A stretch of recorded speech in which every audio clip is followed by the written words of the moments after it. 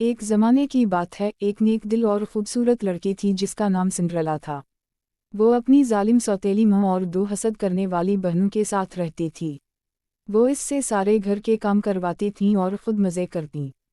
Cinderella نے تنہائی میں پرندوں کے ساتھ دوستی کر لی۔ ایک دن بادشاہ نے ایک شاندار دعوت رکھی۔ سنڈریلا بھی جانا چاہتی تھی مگر سوتیلی ماں نے منع کر دیا۔ جب وہ رو رہی تھی تو ایک پری آئی اور جادو سے اسے خوبصورت لباس، شیشے کے جوتے اور سنہری گاڑی دے دی، جس پر بیٹھ کر سنڈریلا دعوت میں پہنچ گئی۔ دعوت میں جیسے ہی شہزادے نے سنڈریلا کو دیکھا، شہزادہ سنڈریلا سے محبت کر بیٹھا، مگر آدھی رات کو جادو کا اثر ختم ہو جانا تھا۔ جیسے ہی آدھی رات ہوئی سنڈریلا وہاں سے بھاگنے لگی۔ اس کا ایک جوتا اتر گیا، سنڈریلا وہ جوتا وہیں چھوڑ کر گھر بھاگ گئی۔